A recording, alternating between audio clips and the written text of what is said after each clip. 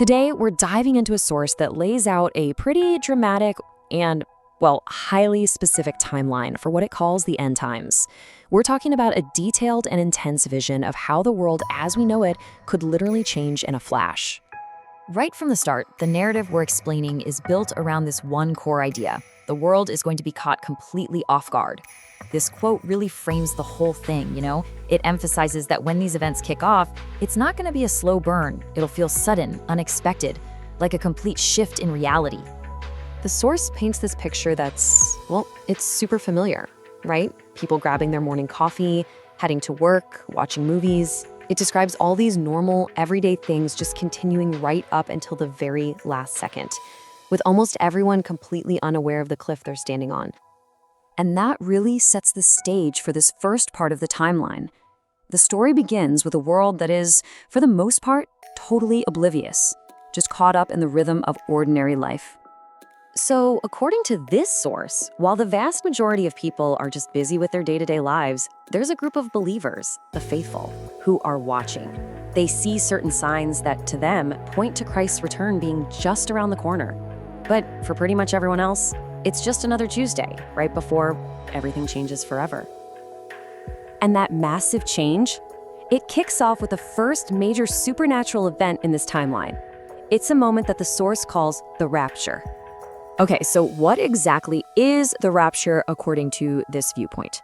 Well, it's described as happening instantly. In the twinkling of an eye, every single genuine believer, whether they're alive or have already passed away, is just gone, snatched from the earth to meet Christ up in the clouds. Now, the source makes a really crucial distinction here. It explains the Lord's return happening in two different phases. You've got the rapture on the left, which is when Christ appears for believers, taking them before this period of global judgment. Then later, you have the second coming on the right, two separate events.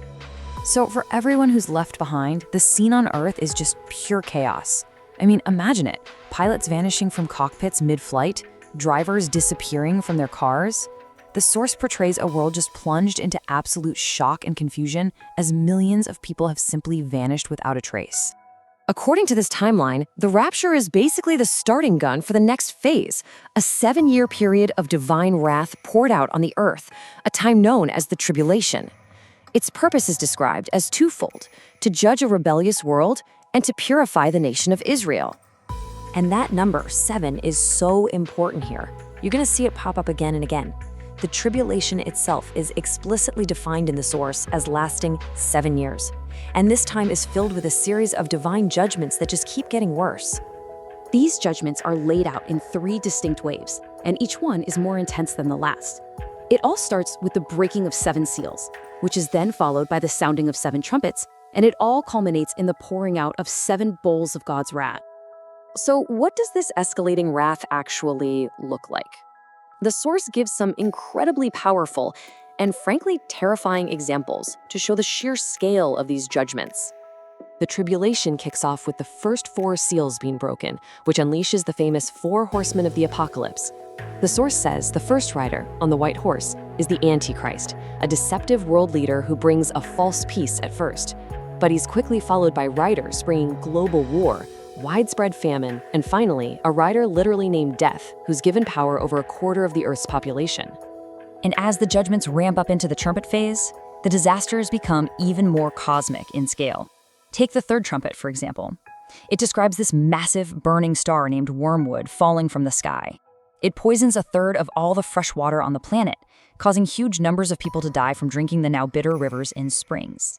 By the time we get to the final wave of judgments, it hits this terrifying peak. When the bowls of wrath are poured out, the source is describing pretty much total destruction. The final bowl unleashes a massive global earthquake and hailstones, get this, hailstones weighing about 100 pounds each, just crushing whatever's left of civilization.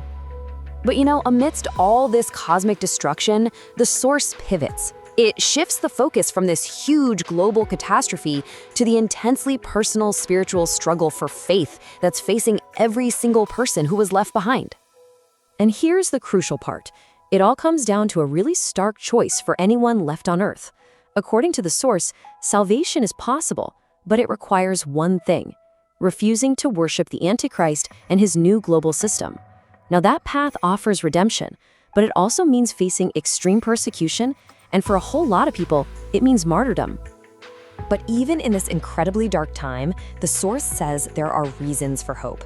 It talks about 144,000 evangelists who are supernaturally protected to preach the gospel, 2 powerful witnesses who prophesy in Jerusalem, and all the Christian books and resources left behind that will lead many to find faith.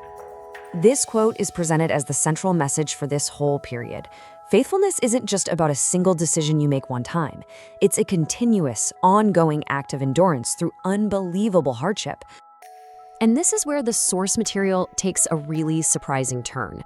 After laying out all these future events in detail, it shifts the focus dramatically, away from the judgment of the world and toward the judgment of believers themselves. The source uses this verse to make its final and pretty provocative point. God's judgment isn't just for non-believers. It actually starts with the very people who claim to follow him. It's presented as this sobering check on one's spiritual authenticity.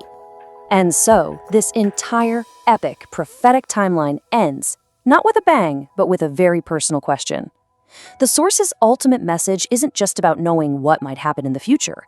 It's about being ready right now, today. It brings this vast cosmic story all the way down to a single direct question for every person listening. Are you prepared?